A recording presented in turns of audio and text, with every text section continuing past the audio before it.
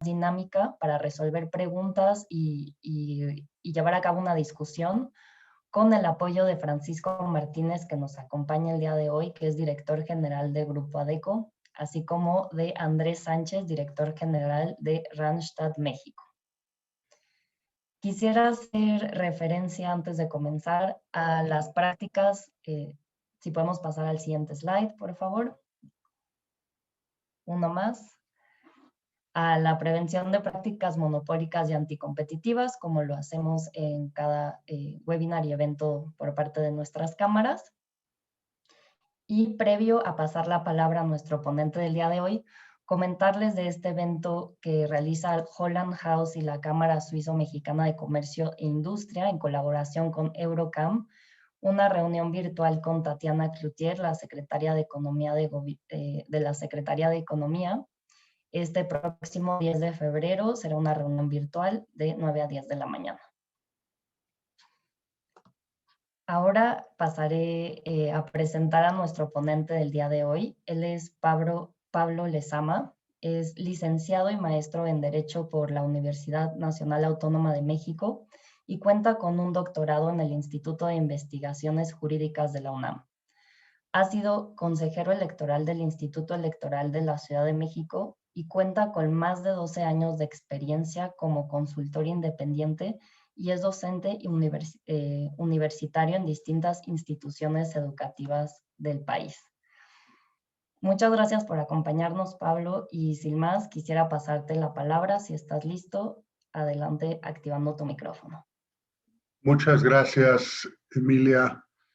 Quiero agradecerte en primer término por la presentación y agradecer también a la Cámara Suizo-Mexicano de Industria y Comercio por la oportunidad de estar aquí, igual que a la Holland House, la posibilidad de estar presentes.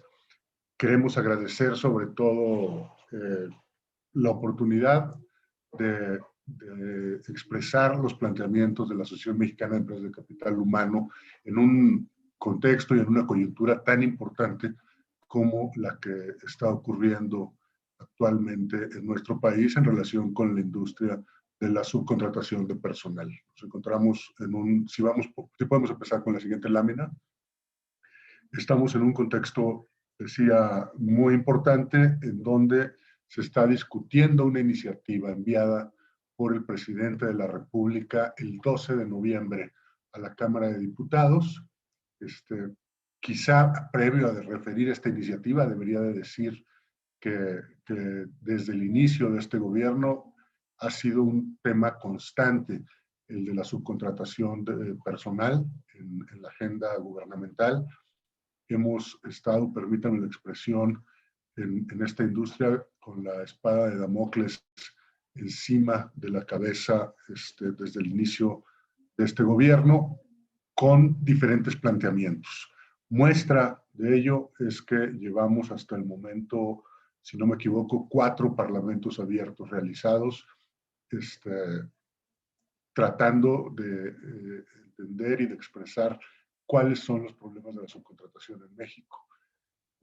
Decía, el 12 de noviembre envió el presidente de la República una iniciativa de reforma a la Cámara de Diputados, en donde además se deja de lado lo que ha venido avanzándose en los parlamentos abiertos y de manera expresa en el artículo 13 de esta iniciativa se prohíbe la actividad de la subcontratación de personal, que consiste en la puesta a disposición de personal que realiza una empresa a favor de otra para que los trabajadores trabajen bajo la dirección de la segunda compañía. Después de esta iniciativa, iniciaron una serie de mesas de negociación entre el gobierno, los representantes de los trabajadores y los representantes de los empresarios. La idea era tratar de llegar a un acuerdo. El reto, yo diría, ha sido expresarle al gobierno que esto no se trata de una industria de ilegalidad, sino de una industria de trabajo. Ese ha sido el principal reto. Y bueno, pues hemos estado tratando de expresarlo. Posteriormente, cuando termina el periodo de sesiones en diciembre del Congreso, se llega a un acuerdo tripartita ¿no? Precisamente entre los representantes de estos sectores. Y ese acuerdo pospone la discusión hasta febrero, con el señalamiento de que la iniciativa entraría con carácter preferente a la Cámara de Diputados. Que una iniciativa entre con carácter preferente quiere decir que la Cámara de Diputados será señalada así desde el principio del periodo por el presidente de la República. Esta figura está prevista en el artículo 71, párrafo 3 de la Constitución Política de los Estados Unidos Mexicanos. Y decía que una iniciativa sea señalada con este carácter implica que tendrá la Cámara de Diputados 30 días para discutirla. Posteriormente, si en caso de aprobarse, pasaría a la Cámara de Senadores, donde también habría 30 días para discutirla y después tendría que ser votada. La iniciativa, afortunadamente, no fue señalada como preferente. Inició el periodo de sesiones el 1 de febrero, como todos sabemos, y afortunadamente el presidente no señaló la iniciativa como preferente, y esto abre posibilidades de continuar un diálogo, de que se realice un nuevo parlamento y de que sigamos hablando, insistiendo, tratando de explicar cuál es la importancia de esta industria y de las oportunidades que representa para el país en términos de crecimiento económico, flexibilización, oportunidad de empleo, etc. Si pasamos a la siguiente, por favor. Esta presentación, entonces, está dividida en cinco puntos. La subcontratación en el mundo y en México, ¿no? Tratamos de aportar algunos datos de lo que representa la industria. El trabajo temporal, que es una de nuestras principales propuestas que hemos planteado al gobierno. Los servicios especializados, que es otra segunda propuesta, es una segunda propuesta de lo que estamos tratando de comunicarle al Congreso, a las autoridades, al Ejecutivo y al Legislativo. En cuarto lugar, el aspecto fiscal, las implicaciones de la iniciativa en términos fiscales.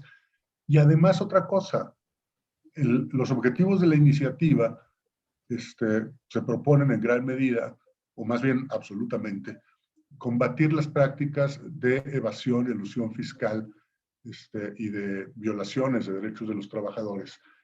Nosotros no solamente sostenemos que la iniciativa no puede alcanzar esos objetivos en los términos que está planteada, sino que se requieren una serie de reformas y acciones gubernamentales distintas a la naturaleza de esta iniciativa, y nosotros en un dossier que hicimos, en un documento que ya les hemos compartido al gobierno, a los representantes del gobierno, les decimos cuáles son esas prácticas ilegales y cómo podrían verdaderamente erradicarse. Finalmente, en la última parte de la presentación, como ya señalabas anteriormente, Emilia, daremos paso a una sesión de preguntas y respuestas por parte de Francisco Martínez y de Andrés Sánchez, de ADECO y Ransom, respectivamente. Bien, en términos de la subcontratación de personal en el mundo, yo creo que lo primero que hay que decir es que la OIT reconoce a la tercerización de personal y a la subcontratación como una herramienta que puede generar trabajo decente cuando está regulada eficazmente, ¿no? O sea, no es una práctica de violación de los derechos laborales, no está inventada para eso, y creo que eso es lo primero que tenemos que dejar claro y ser contundentes en esto. Es una herramienta para conseguir trabajo, no para afectar al trabajo.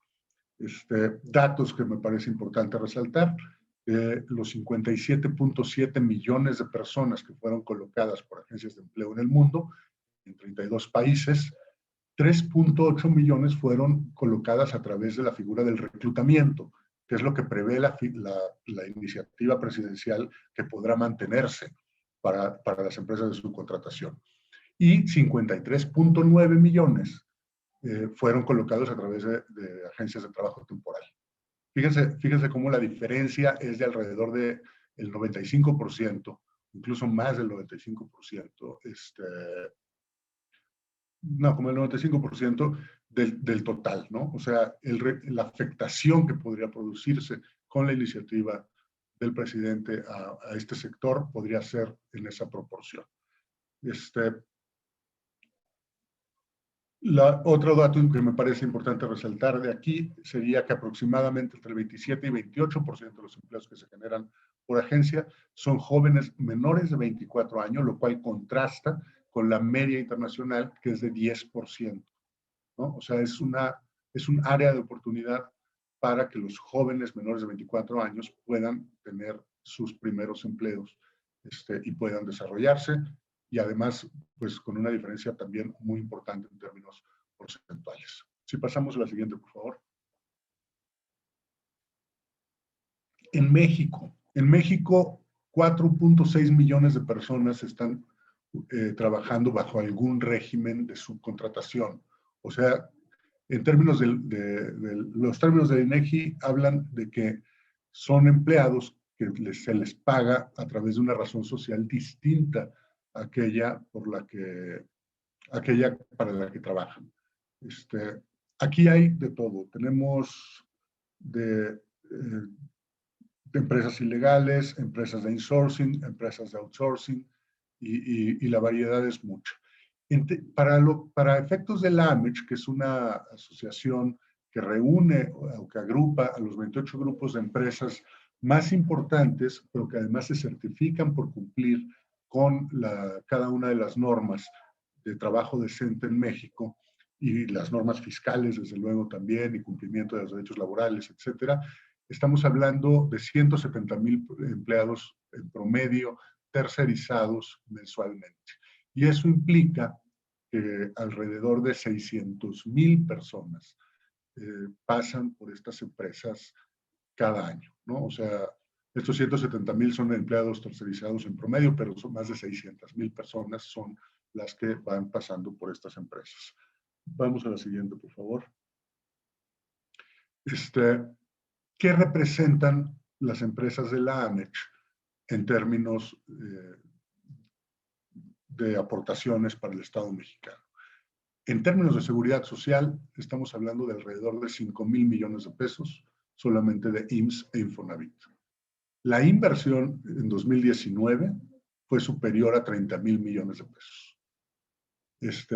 El apoyo a sectores vulnerables, ya señalábamos el tema de los jóvenes, pero también estamos hablando de mujeres, de personas con discapacidad, de adultos mayores y de personas con discapacidad, y de quienes se encuentran buscando el primer empleo.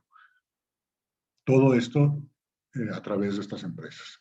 Y además son empresas que pasan por un proceso riguroso de certificación a través de la casa de PricewaterhouseCoopers.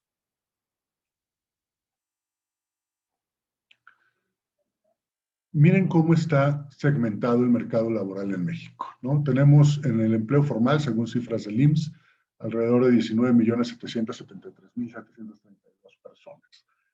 Permanentes es el 86%, eventuales urbanos el 13%, y eventuales del campo 1%. Esto es en términos, para que veamos un poco la importancia de regular el trabajo temporal. Adelante, por favor. Decíamos que una de las principales propuestas que está llevando a cabo, que está haciendo la AMECH a los representantes del gobierno, es regulen el trabajo temporal. El trabajo temporal, y ese es el contraargumento, está regulado en la Ley Federal del Trabajo. Y por lo tanto, ¿qué impediría, dice el gobierno, que puedan las empresas contratar directamente? Bueno, lo primero que diríamos es contratar temporalmente en términos de la jurisprudencia y de las regulaciones existentes en México es verdaderamente problemático, porque la carga de la prueba de que se trata de un trabajo temporal corresponde al patrón, y estas empresas de trabajo temporal son especializadas en contratar temporalmente a la gente. O sea que esa carga de la prueba, permítanme decirlo así, pues no es un problema para una empresa de trabajo temporal, como sí lo es, a diferencia de quienes contratan directamente. Entonces, el trabajo temporal es una actividad especializada de recursos humanos y gestión de la temporalidad que realizan estas empresas de trabajo temporal para poner a disposición de otras compañías trabajadores con carácter temporal. Es una fuente importante de empleo para millones de personas en México y el mundo, y fomenta la productividad y cuando es realizada correctamente, como decía al principio de la presentación y como señala la OIT, brinda mejores salarios y mayores prestaciones a las contenidas en la ley. Adelante, por favor. ¿Por qué existen las empresas de trabajo temporal? Primero, todos los trabajadores que pasan por una empresa de trabajo temporal, no importa si los contrata una microempresa o una empresa muy grande, están en la formalidad, tienen seguridad social. Ofrecen más empleo a colectivos vulnerables, esto ya lo veníamos diciendo. Hay más beneficios a los trabajadores por acceso a economías de escala. Esto también es un tema muy importante. Cuando una empresa tiene contratados a miles de trabajadores, es lógico que pueda ofrecer mejores condiciones de contratación a esos miles de trabajadores que lo que podría hacerlo una empresa con apenas 10 o menos o más o pocos más. Son aliados estratégicos de las micro y pequeñas y medianas empresas. Pagan puntualmente cada uno de los sueldos de los trabajadores, de los salarios y de los impuestos. Y además ofrecen una oportunidad de recolocación constante. Cuando una persona termina con una empresa de trabajo temporal un contrato, inmediatamente tiene opciones de continuar trabajando con otras empresas bajo el mismo régimen de trabajo temporal, sin que se viole uno solo de sus derechos. Vamos a la siguiente, por favor. La segunda propuesta que nosotros queremos destacar es la que corresponde al tema de los servicios especializados. Los servicios especializados son la ejecución de una obra especializada, la externalización de cualquier proceso organizacional o función potencial que es indispensable para el oportuno funcionamiento de la cadena de suministro de una empresa o de uno o varios establecimientos de aquella contratista, y en donde el entregable es más eficiente y con mayor valor añadido del que pudiera obtener el contratante si lo realiza internamente, debido a que una mayor contribución y competencia para su ejecución por parte del contratista, en este caso, independientemente de que dichos servicios u obras formen o no parte del objeto social o de la actividad económica preponderante de la beneficiaria. A ver, esto suena a mucho rollo, pero quiero destacar dos cosas. Cuando una empresa tiene su objeto social que va a ser X, Y o Z labor, ¿no? O sea, vamos a poner el ejemplo de vehículos, ¿no? Que es el que utilizamos mucho. Pues esas empresas quizá son especializadas y tienen en su objeto social elaborar vehículos, pero va a haber otras empresas que sean más eficientes y más baratas para realizar los distintos procesos que implica hacer un vehículo. Y cuando eso sucede, cuando una empresa es más eficiente y más barata en llevar a cabo un proceso, entonces recurren a la subcontratación de esas empresas para abaratar los costos y para ser más eficientes en el proceso, en las cadenas de suministro. El 80% del comercio pasa actualmente por las cadenas de suministro. Entonces, cuando la iniciativa del presidente plantea los trabajos especializados no podrán realizarse en la actividad preponderante o en el objeto social de las empresas que subcontraten o de estos servicios especializados, desde luego está generando una afectación importantísima a las cadenas de suministro y a la posibilidad de subcontratar ahí donde hay otras empresas más eficientes y más económicas. Vamos a la siguiente, por favor. Estos son algunos ejemplos de lo que pueden implicar los servicios especializados, ¿no? No los voy a leer, pero están, y ahí pueden darse cuenta ustedes que pasan, pues, que son transversales a la totalidad de las actividades de todas las empresas. Estos son solo algunos ejemplos, pero en realidad es mucho más amplio. Vamos a la siguiente, por favor. Bien, el tema fiscal. La iniciativa que propone el presidente de la República dice que las facturas que expiden las empresas de subcontratación dejarían de ser deducibles de impuestos a partir del inicio de la vigencia de la reforma legal. Esto es un tema muy muy delicado. ¿Por qué? Porque las empresas de subcontratación no son actividades ilegales. Y si dejan de considerarse como deducibles de impuestos estas facturas, están metiendo en un problema gravísimo a quienes las contratan y a las empresas que prestan los servicios. Entonces, nosotros lo que decimos aquí es, tiene que haber, si se va a aprobar esta reforma en los términos que está, tiene que haber un régimen transitorio que conceda un plazo mínimo de 6 meses para que pueda hacerse una transición ordenada y para que puedan llevarse a cabo las medidas de deducibilidad y de transición, de incorporación al nuevo régimen. Vamos a la siguiente, por favor. Dice el presidente, lo que queremos combatir nosotros con esta iniciativa es que se acaben las malas prácticas, que se acabe la evasión de impuestos y que se acabe la violación de los derechos de los trabajadores. Nosotros tenemos identificado que hay 5 principales sectores o estrategias utilizadas por quienes evaden impuestos y quienes recurren a esas malas prácticas. La primera que voy a señalar es son estrategias de previsión social, y con prestaciones con límite no grabado, no grabado. La ley de impuestos sobre la renta en México, independientemente de que se trate de empresas de subcontratación o empresas que contratan directamente a los trabajadores, prevé una serie de conceptos que no integran el salario y que por lo tanto no graban pues al ISR, están exentos. ¿Qué hacen las empresas de subcontratación ilegal? Registran al trabajador con el salario mínimo y luego a través de estos conceptos van complementando el salario de manera que los trabajadores quedan registrados con un salario mucho más bajo y luego les complementan. Esto es una estrategia que no depende de la subcontratación, sino de las condiciones que tiene la ley de ISR y que las estrategias de previsión social no están topadas. No hay una correspondencia o un tope en cuánto pueden representar los conceptos de previsión social para efecto de la integración del salario o el complementar un salario. En segundo lugar, voy a señalar las estrategias de planes privados de jubilación y retiro. Fíjense ustedes, resulta que hay una serie de empresas que tienen la posibilidad de administrar planes de pensiones. Y cuando nosotros pensamos en planes de pensiones, seguramente estamos pensando que los retiros de esos ahorros podrán hacerse dentro de muchos años. Pero estas empresas lo pueden hacer a partir del día siguiente de que se mete el dinero ahí.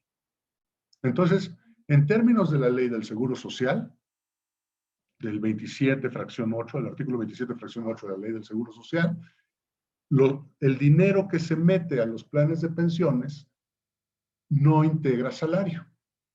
Entonces, ¿qué hacen estas personas? Crean 2 CFDIs. Con uno meten el dinero a los planes de pensiones, con el otro registran a los trabajadores con el salario mínimo y luego, cuando viene el día de cobranza, sacan el dinero de los planes de pensiones y cobra el trabajador el salario mínimo más el plan de pensión, ¿no? Eso no es un plan de pensión, eso es una manera que utilizan de evadir impuestos. Pero sucede que estas empresas se les renueva el permiso cada año. Cada año el Poder Ejecutivo renueva los permisos de estas empresas. La solución no es eliminar la subcontratación. La solución es que estas empresas no tengan renovados sus permisos y no puedan operar. En tercer lugar, las estrategias de derechos de autor. A través de este tipo de estrategias sucede lo mismo. Se registra al trabajador con el salario mínimo y luego se hace pasar a los trabajadores como si fueran partícipes de algún derecho relativo a la propiedad intelectual.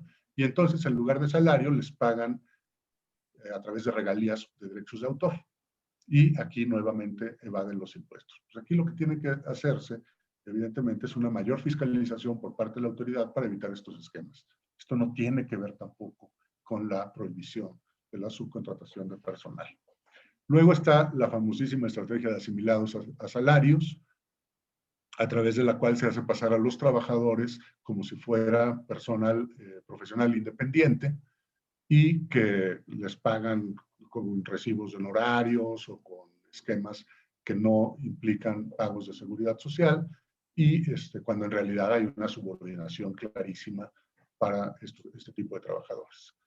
Y finalmente, el pago, la estrategia de pagos a través de sindicatos. Los sindicatos en México lamentablemente no son fiscalizados, gozan de un área de opacidad muy importante y entonces es tierra fértil para poder hacer pagos de trabajadores en donde no hay seguridad social, en donde no se pagan impuestos y en donde no hay ningún tipo de control, ¿no? Nosotros lo que pensamos es que los sindicatos deberían de fiscalizarse, igual que fiscalizan a cualquier otra empresa, y esas, en nuestra opinión, serían las maneras de lograr lo que el presidente quiere lograr con la iniciativa. Pensamos que el foco debería de centrarse aquí y no en la eliminación de la subcontratación. Yo con esto termino mi presentación y cedo desde luego la palabra a Andrés y a Francisco para que puedan resolver las dudas que ustedes tengan a bien plantear. Muchas gracias y quedo a sus órdenes también.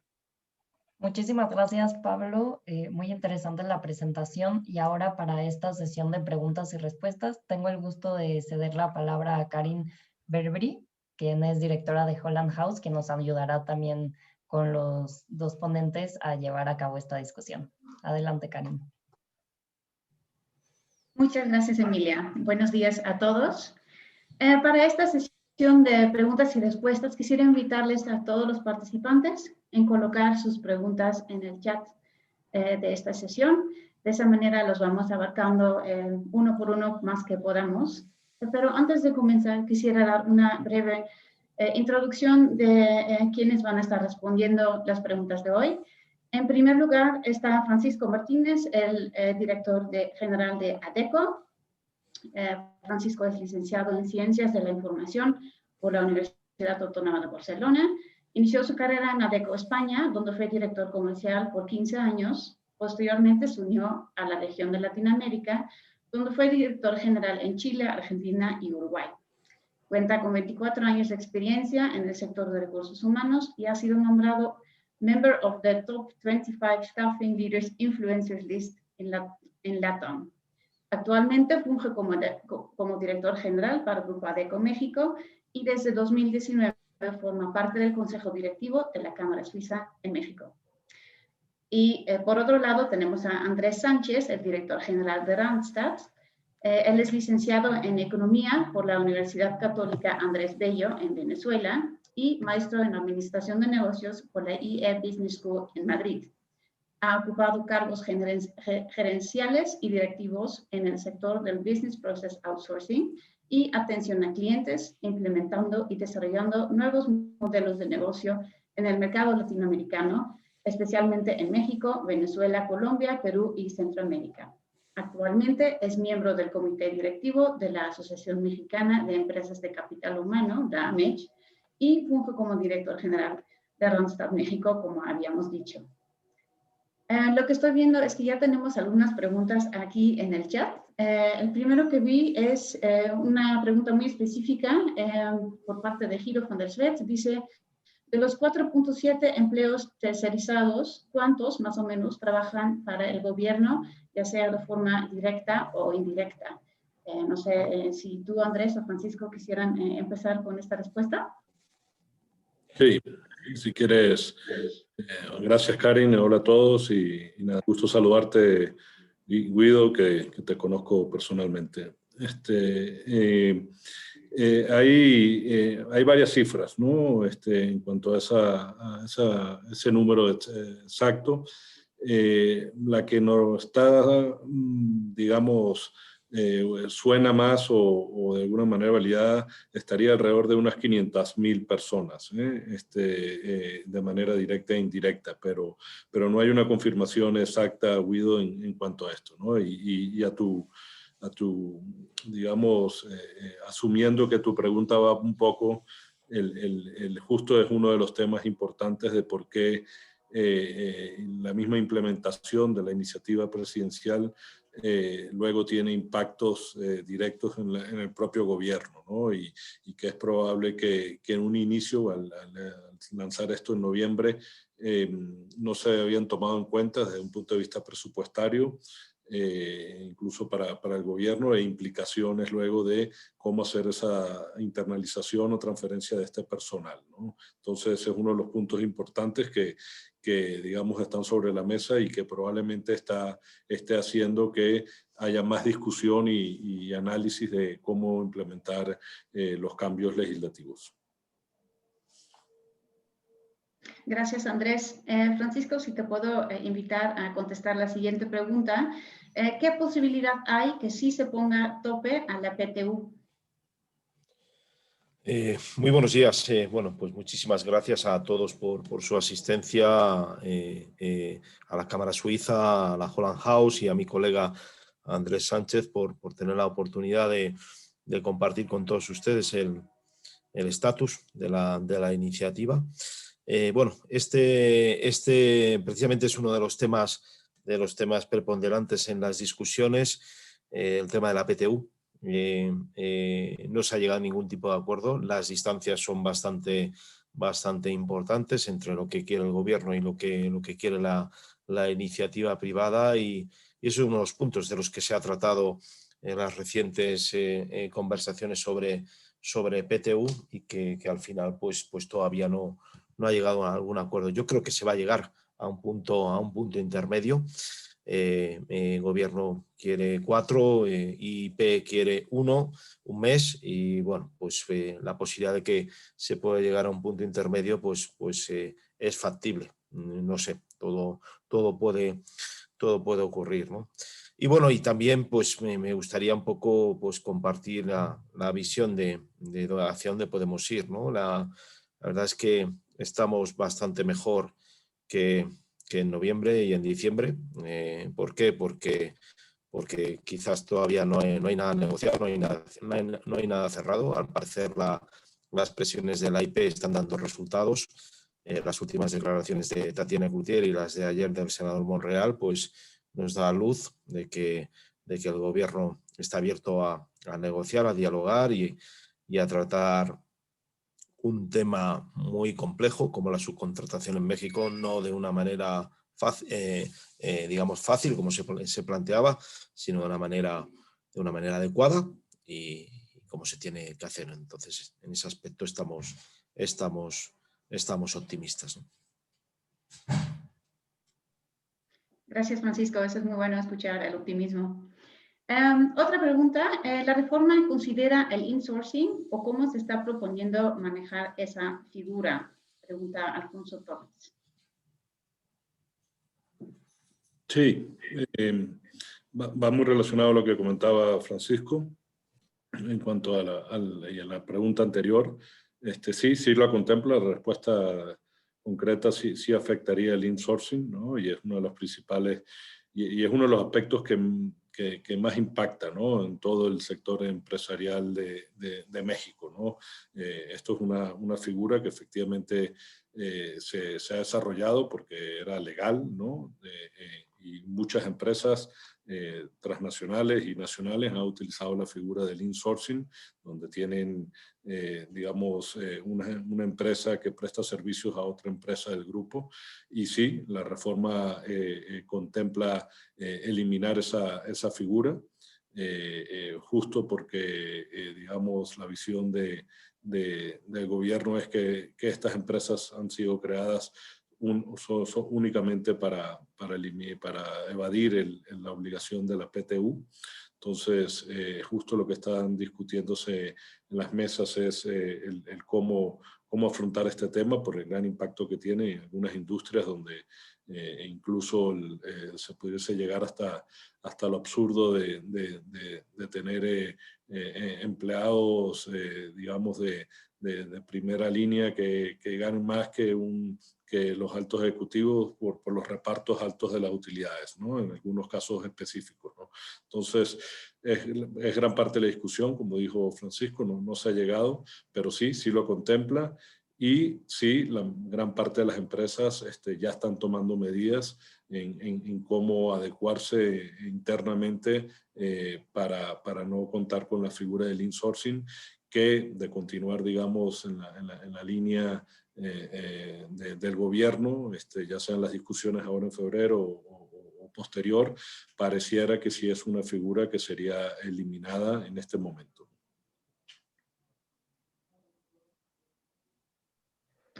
Muchas gracias, Andrés. La siguiente pregunta creo que tiene mucho que ver también.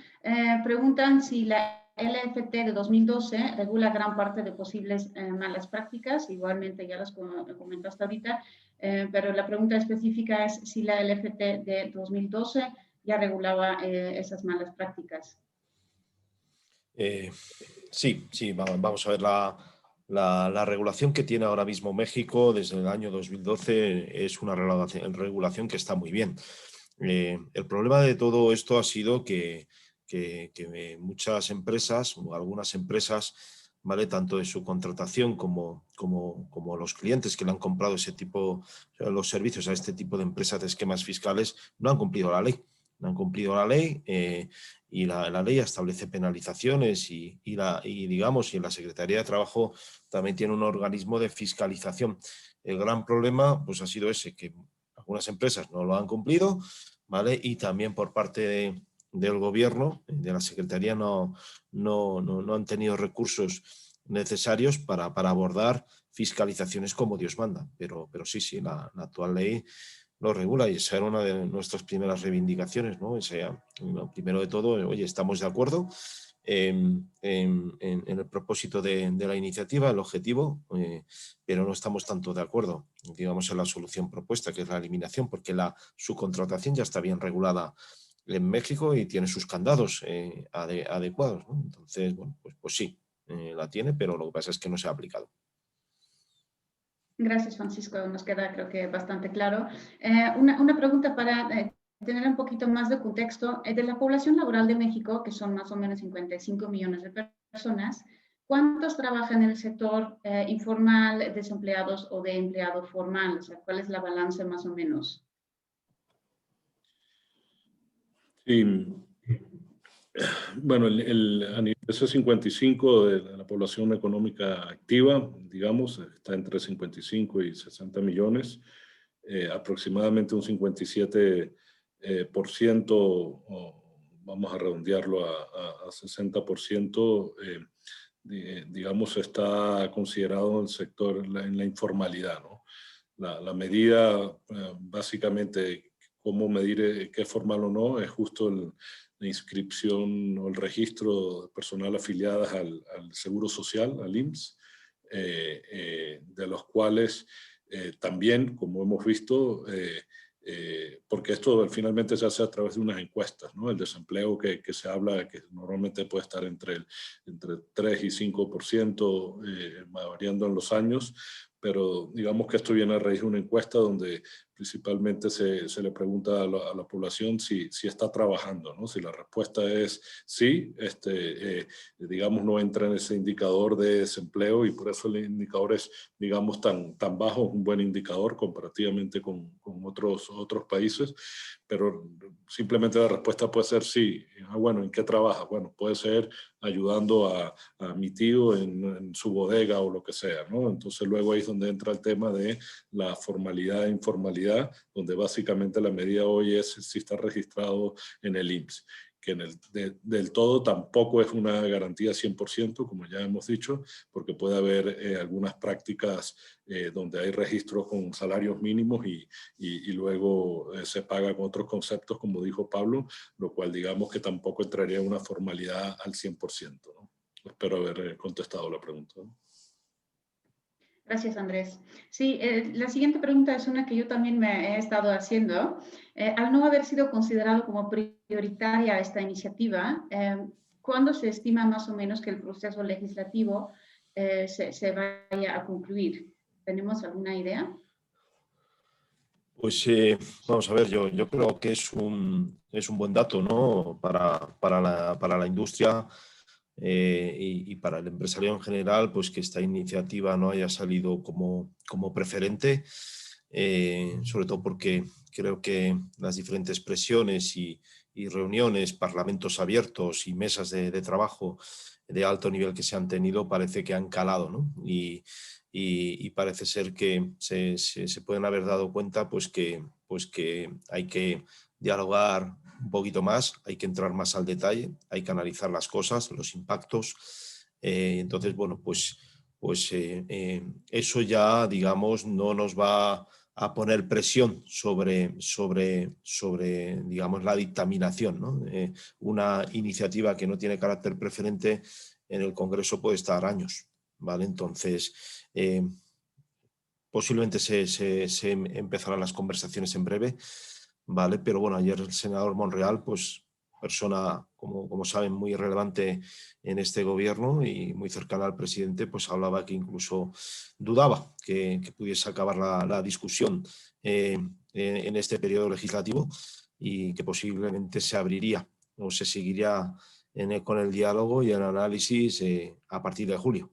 Entonces, bueno, pues en ese aspecto, pues cuanto más se dialogue, más se entre en análisis, yo creo que va a salir una mejor regulación para todos.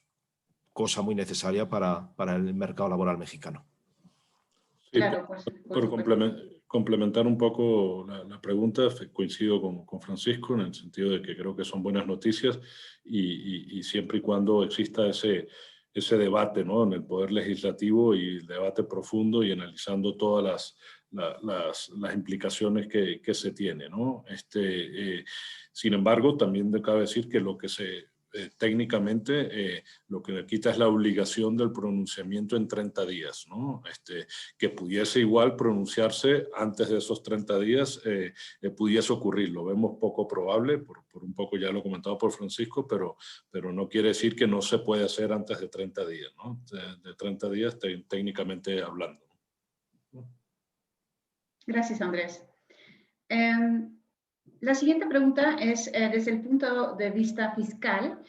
Preguntan si no basta tener un buen contrato de servicios especializados o si necesitas evidencias que sustenten la razón del negocio y hechos o elementos sustantivos. Andrés, si quieres yo complemento. Sí.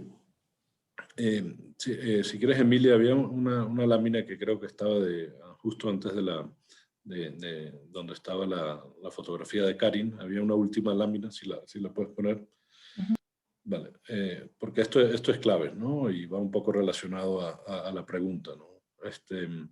En cuanto a los periodos transitorios, ¿no? Va a ser crítico, digamos, como bien dijo Francisco, y estamos en una situación donde ahora no hay nada aprobado, ¿no? Creo que vale la pena recalcarlo.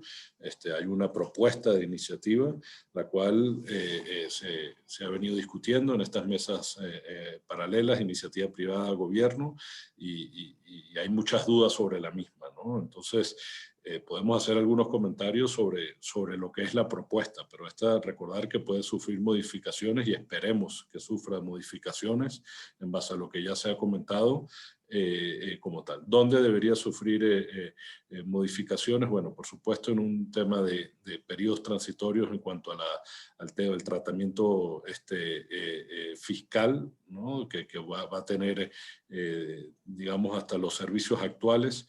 Y esto es muy importante, esto es un punto fundamental en cuanto a dar tranquilidad y certidumbre que existe un periodo, ya sea 6 meses o etcétera, porque hay muchas empresas que utilizan estos servicios y de la manera como está hoy en día pareciera que hay muchas interrogantes también al respecto, ¿no? Al no ser deducible fiscal, si desde el día 1 ya es ilícito y por ende, y luego ahí viene asociada una cantidad de cosas. Nosotros pensamos, particularmente en Randstad, que esto no va a ocurrir, que deberían haber unos transitorios adecuados para ello, ¿no? Pero luego efectivamente viene toda una incertidumbre en cuanto a qué es core business y no. Nosotros decíamos y estamos luchando porque también se incluya la posibilidad de trabajar en el core business mediante un esquema de trabajo temporal bien regulado, ¿no? Pero bueno, entiendo que la pregunta va sobre lo que hoy en día está de servicios especializados. donde uno de los temas justamente es la pregunta de qué es el core business o no, cuál es la actividad preferente, etcétera, ¿no? Porque normalmente quedan conceptos muy amplios, ¿no? Aunque se acote el mismo que en las razones sociales, que hoy en día el objeto social, que efectivamente es muy amplio en muchas de las empresas, y parte de lo que se está discutiendo es que, bueno, habrá que acotarlo, pero aunque se acote, igual quedan algunas interrogantes, ¿no? Porque puedes ser una empresa que produce y vende sillas, por decir algo, bueno, entonces ahí no queda especificado si puedo o no tener un servicio especializado para mis servicios administrativos, para ventas como tal, si me tengo toda una fuerza como tal. Entonces, habrá que esperar si hay reglas claras en cuanto a mayor claridad en esa definición, ¿no? Entonces, ahí en cuanto a la pregunta, esto es muy importante, ¿no? Uno, con empresas como nosotros, entre clientes y nosotros, tenemos que estar de acuerdo de si esto continúa, si estamos hablando de parte de que si es del core business o no, y luego habrá que ver cómo justamente el contrato eso lo establece, ¿no? Ya lo del trabajo lo comenté, y los servicios especializados es la pregunta como tal, ¿no? Entonces, en resumen, hay bastantes interrogantes. Hay que ir trabajando, ¿no? Más allá de que continuamos nosotros y tenemos fe de que podamos trabajar con el trabajo temporal, incluso en el core business, porque es algo que da mucha flexibilidad a las empresas, pero igual como a las empresas, la recomendación es ir identificando cada uno de su personal que hoy en día tienen bajo la figura de subcontratación, específicamente qué actividad está haciendo, para así tener una mejor claridad cuando se tenga el texto definitivo, qué acciones hay que tomar. Gracias, Andrés. Sobre los servicios especializados, tengo entendido que su definición ha sido un punto de discusión desde el inicio de la propuesta. ¿Hay algunos avances ahí específicos que podrían compartir con nosotros? No, ninguno. O sea, claros y acordados y demás, no hay ninguno. O sea, es uno de los grandes temas, como decía mi colega Andrés, que acotar los servicios especializados fuera del core business, la verdad es que sería un gran error. ¿Por qué? Porque puede dar lugar a muchísimas interpretaciones, digamos, por parte de un juez a la hora de un conflicto laboral o un conflicto fiscal, ¿vale? Si es servicio especializado o no. Si nos circunscribimos al objeto fuera del objeto social, va a ser prácticamente casi nada externalizable. ¿Por qué? Porque muchas compañías en México tienen unos objetos sociales de más de 40 líneas, ¿vale? Y prácticamente lo pueden hacer todo, ¿no? Y si nos vamos a la actividad preponderante del SAT, pues exactamente lo mismo, ¿no? Entonces, una de nuestras principales reivindicaciones y apuestas y que estamos argumentando, aparte de lo que es el trabajo temporal, como hemos dicho, que eso sí que es muy necesario para gestionar la temporalidad en cualquier área de la empresa, es la apertura, ¿vale?, a poder operar como servicios especializados en todas las áreas de la empresa, siempre y cuando la empresa de servicios especializados pueda demostrar que tiene un expertise, ¿vale?, y un conocimiento y una experiencia, ¿vale?, digamos, en ese proceso, ¿no? O sea, cualquier empresa pues tiene un área de tecnología, pero ¿por qué no puede subcontratar una empresa más especializada en ciertas áreas de su tecnología? O lo mismo en recursos humanos, o lo mismo en el área de ventas. ¿Por qué no puedes contratar una empresa de fuerza de ventas que te ayude en una determinada campaña? ¿Vale? Entonces, ese es un tema. En ningún país del mundo está el outsourcing especializado o los servicios especializados, ¿vale?, tan acotados fuera del core business. Sí que hay algunos países, como puede ser Ecuador, ¿vale?, pero bueno, comparativa con todo respeto a nuestros paisanos de Ecuador, pero el mercado laboral mexicano necesita una legislación laboral competitiva, moderna, que se fije en las mejores prácticas del mundo en materia de trabajo temporal y en materia de outsourcing especializado, ¿no? Y lo más importante de todo no es tanto regular la actividad, sino regular a los actores que hacen la actividad, a los actores que entran a operar como empresas de trabajo temporal y actores que quieren operar como empresas de servicios especializados. Y eso es lo que estamos proponiendo, que haya unos filtros adecuados, ¿vale?, y suficientes, ¿vale?, para que puedan ser autorizados porque nosotros estamos seguros que cualquier iniciativa que salga, los que ahora mismo lo están haciendo mal, lo seguirán haciendo mal. Y esta iniciativa, si sale tal cual, va a afectar a la industria formal de la subcontratación como somos nosotros. O sea, pues nosotros cumplimos a rajatabla la ley. Los que han generado el problema van a seguir incumpliendo la ley. Sí, me temo que tienes un buen punto ahí, Francisco. Gracias. Continuamos con una pregunta un poco más general. ¿La reforma de esta ley podría afectar el cumplimiento de los compromisos que adquirió México en materia laboral en el TEMEC o el TLCUE? Andrés, quizás puedas empezar.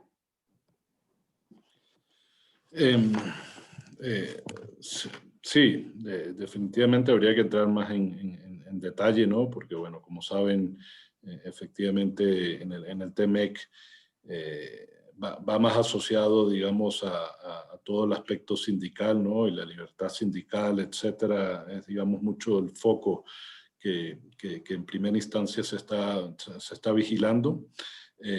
Pero efectivamente pudiese tener impactos, ¿no? Impactos que de alguna manera, si la iniciativa sale tal como está, pensamos que incluso pudiese llevar mayor a la informalidad, ¿no? Entonces, creo que es algo que no conviene, ¿no? A lo que es el tratado de libre comercio, en que más bien si lo que se está buscando es formalidad a todo el sector laboral en México y al salir la iniciativa como está, pensamos que va a haber gran parte de este colectivo, que como vemos distintas cifras, pero puede estar en unos 5 millones, que más bien ya incluso algunos que hacen malas prácticas, como mencionamos, que están en el IMSS con salario mínimo, pero se les paga de otras maneras, que incluso esos se van a ir totalmente a la informalidad, donde ni siquiera en el IMSS tendrán registrados, ¿no? Entonces, a la postre puede afectar, por supuesto, el tratado, ¿no? En cuanto a lo que se está buscando es mayor formalidad en el sector laboral de México, comparativamente con nuestros socios. Por ende, sí puede haber un impacto si esto sale tal cual como está y no con unas reglas muy claras, ¿no? Y por ende también la inversión, la incertidumbre que se genera con tantos if o tantas interrogantes, ¿no? A la hora de plantear esto, puede tener un impacto inmediato también en el freno de inversiones de parte de compañías canadienses o estadounidenses, debido a la gran incertidumbre que se genera tal cual es como está planteado. Sí, a mí me gustaría añadir lo que comenta que estoy totalmente de acuerdo, mi colega Andrés, ¿vale? Que por ejemplo, Estados Unidos, de los 55 millones de personas que como comentaba antes Pablo Lezama, ¿vale? Que están contratados a través de subcontratación, hay 16 millones de estadounidenses contratados por subcontratación. Es el principal mercado del mundo de subcontratación. O sea, y este es un tema ya de competitividad y demás. Muchas de las compañías, o casi todas, o todas las compañías que tienen inversiones en México, estadounidenses y canadienses, utilizan la subcontratación en sus países de origen. Canadá también es un gran mercado, pero sobre todo quiero enfocarme a Estados Unidos y bueno, pues con pláticas con nuestros colegas estadounidenses, pues bueno, pues cuando hablamos con diferentes compañías, sus headquarters en Estados Unidos o incluso en Europa, ¿no? Pues no se pueden creer que la actividad se elimine, ¿no? O sea que me gusta. Quería añadir eso, que ya no solo es un tema de TEMEC, sino es un tema de competitividad de nuestros principales inversores en México, que es Estados Unidos. Muchas gracias, Francisco. Y con eso quisiera dar paso a la última pregunta del día de hoy, resumiendo un poquito lo que todavía me han dicho en el chat y también lo que estuvimos pensando en preparación a este webinar. Va otra vez muy hacia la implementación de esta reforma. Una vez aprobada, ¿cuándo podemos esperar que se vaya implementando todos los cambios? Y más importante aún, teniendo todavía tantas dudas, faltas de clara definición sobre cuáles son los servicios especializados, los topes de PTU, etcétera. ¿Qué pueden hacer las empresas para prepararse de la mejor forma para cuando entre en vigor esta nueva ley? Me gustaría escuchar de los dos, por favor. Sí, si quieres, Andrés, empiezo yo. Yo lo primero que recomendaría a las empresas es que no tomen decisiones precipitadas. O sea, no tomen decisiones precipitadas porque la regulación que tenemos sigue preponderando. No hay nada cerrado, no hay nada negociado. Es una iniciativa más, sí que es importante porque viene por parte presidencial, pero yo no tomaría decisiones precipitadas de grandes internalizaciones, de decir, oye, esto se acaba, o sea, porque no. Y sobre todo con las últimas declaraciones que estamos viendo de actores importantes del gobierno, ¿no? Entonces, por un lado, eso, ¿no? Sería mi recomendación. Y lo segundo, pues bueno, yo creo que si se llega con estos diálogos, pues bueno, pues se puede llegar a ese punto que no la amenaza que teníamos y que se había comunicado porque una parte de los negociadores por parte del gobierno exigía, ¿vale?, el cumplimiento al día siguiente de la publicación, algo totalmente insostenible, inaplicable y demás. Posiblemente pues bueno, pues se pueda trabajar con unos periodos transitorios entre mínimo 4 meses y yo diría pues a lo mejor un máximo de 6 meses, ¿no? Pero bueno, todo puede ocurrir, pero bueno, lo primero de todo, que salga la regulación, ¿vale? Y luego, bueno, y en esa regulación, pues bueno, que establezcan los periodos transitorios, ¿no? Pero bueno, yo creo que es un tema, aparte de la PTU, aparte de la no eliminación de la subcontratación, un tema muy importante, como decía antes Andrés, que hay que tener en cuenta en la regulación y que nosotros también como industria y como sector y como AMEC estamos empujando que no sea un tema de aplicabilidad inmediata, ¿no? O sea, ahora mismo no hay nada negociado. Andrés. Sí, muy en la misma línea. Concretamente a los plazos de los transitorios, en la propuesta inicial, que como saben salió en noviembre y hablaba de enero, ¿no? En su momento. Y en principio hablaba de que una vez entrado en vigor, habían 4 meses para que las autoridades dieran unas disposiciones generales explicando un poco las reglas del juego, ¿no? De todo este tema de servicios especializados, etcétera. Tal. Una vez que salieran esas reglas generales, contemplaba 6 meses para que las empresas pudiesen obtener en su momento si aplicaba un registro o una autorización, etcétera, ¿no? Pero a la misma vez habían inquietudes, como ya se ha mencionado, de si el tema fiscal desde el día 1 avanzaba o no, ¿no? Entonces, mucha desinformación, ojalá pudiésemos dar un tema más claro, ¿no? De nuestra parte, digamos, tratando de trasladar eso a la realidad, porque como saben, ya un primer paso positivo fue la que esto se pospusiera en principio a febrero. Otro paso positivo es que no sale como preferente y en ende lo que queremos entender de eso es que realmente se está discutiendo el cómo se puede implementar.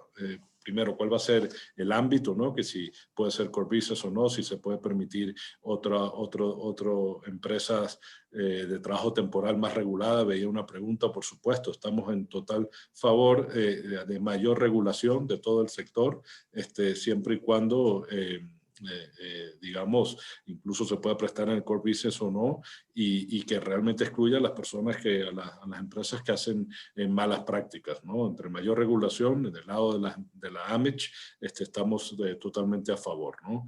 Y entonces, recapitulando o traspolando, llevando esos mismos periodos, pudiesen ser hasta de 6 meses, ¿no? No creemos y esperemos, porque el tema fiscal, como dije, es muy crítico, que también vaya a haber un transitorio razonable si esto sale como es. Pero el resumen es, no hay nada aprobado. Como decía Francisco, yo creo que no hay que precipitarse, ¿no? Efectivamente, las empresas internamente a lo que es el insourcing sí tienen que ir revisando cuáles son sus estructuras, asesorándose con sus distintos abogados, ¿no? Porque pareciera que ahí sí va a haber un impacto, ¿no? Y las medidas que han ido tomando algunas de las empresas básicamente poner todos los empleados en una sola empresa y no tener esto, pero con respecto a la subcontratación de empresas, de otras empresas, finalmente no hay que precipitarte porque no hay nada escrito todavía, ¿no? Y a lo mejor se va a poder seguir prestando el servicio de manera ideal, incluso en el core business, por lo cual no hay que apurarse y tomar medidas, simplemente sí, como ya lo dije, sí ir identificando qué personal es el core business, ¿no? Pero no tomar medidas que luego podrán tener un impacto si esto no se termina probando como está. Muchas gracias, Andrés. Eso último me parece un excelente consejo. Con esto ya también concluimos la sesión del día de hoy. Quisiera dar muchas gracias a Pablo Lezama, a Francisco Martínez y Andrés Sánchez por compartir todo su experiencia.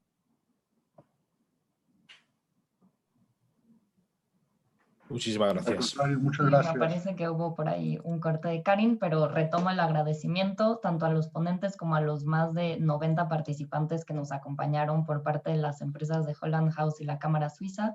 Muchísimas gracias a todos, que tengan una excelente tarde y continuamos en comunicación para dar seguimiento a esta iniciativa de reforma. Gracias. Gracias. Gracias a ustedes. Gracias. Hasta luego.